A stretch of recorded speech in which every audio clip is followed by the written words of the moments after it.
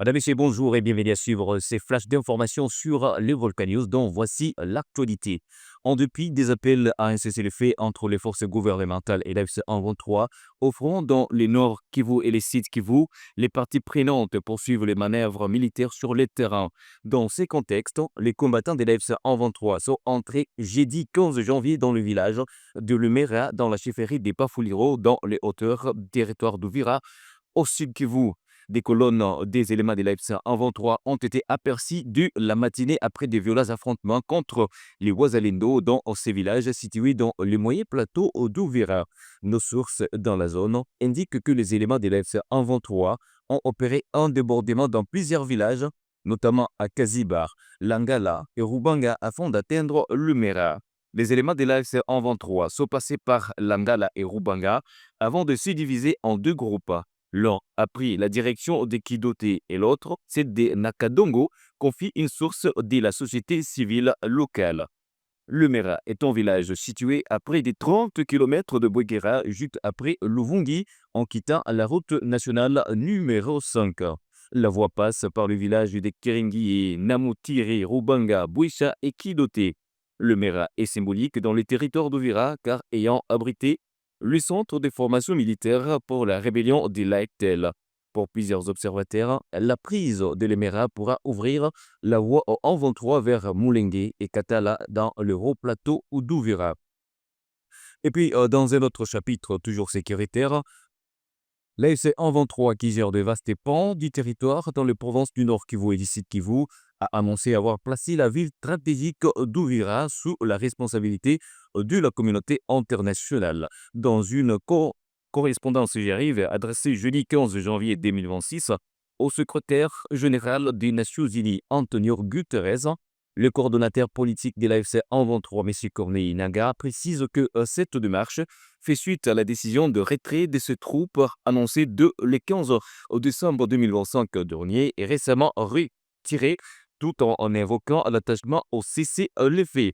Ce mouvement politico-militaire annonce le désengagement immédiat de son unité d'observation et de monitoring, déclinant toute responsabilité future quant à la sécurisation de cette importante agglomération du Sud Kivu. Dans la même correspondance, M. Nanga met en garde contre les menaces posées par des acteurs non signataires des accords de paix, notamment l'armée burundaise, le FDLR, le milice Wazalendo et les mercenaires soutenant les forces armées de la République démocratique du Congo. Il souligne que leur présence risque de plonger Uvira dans les chaos et de compromettre les efforts de paix régionaux pilotés par l'Union africaine, les Qatar, les États-Unis et d'autres partenaires.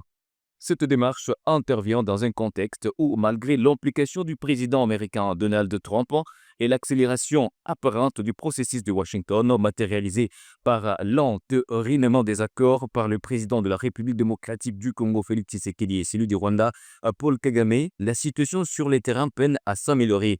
Kinshasa et Kigali ne parviennent pas toujours à parler le même langage et les tensions persistent sur fond d'accusations mutuelles de non-respect des engagements pris dans le cadre des initiatives diplomatiques en cours, en particulier les processus de Washington sous l'égide de l'administration Trump. Il en est de même pour les discussions de Doha menées sous l'égide de l'émir du Qatar entre Kinshasa et l'FC 23 qui peinent à produire des résultats concrets sur le terrain. Ces négociations sont censées compléter les accords de Washington en s'attaquant aux causes profondes du conflit, notamment la restauration de l'autorité de l'État et la réintégration des groupes armés restent au point mort. Plusieurs mesures convenues, notamment depuis la publication du communiqué conjoint d'avril dernier, la signature du mécanisme de cessez-le-feu, de la déclaration de principe et puis récemment de l'accord cadre n'ont toujours pas été mises en œuvre. Cette inertie diplomatique a favorisé la poursuite des violents affrontements entre les FC-M23 et les forces gouvernementales. Par ailleurs, les dialogues nationaux, pourtant réclamés par plusieurs acteurs sociopolitiques pour accompagner ces initiatives, tardent à être convoqués. Après avoir annoncé en mars 2025 son retrait du rôle de médiateur dans la crise congolaise, l'Angola opère actuellement un retour progressif et discret dans les dossiers. Luanda a relancé des consultations élargies, multipliant les contacts avec la quasi-totalité de parties prenantes impliquées dans la crise.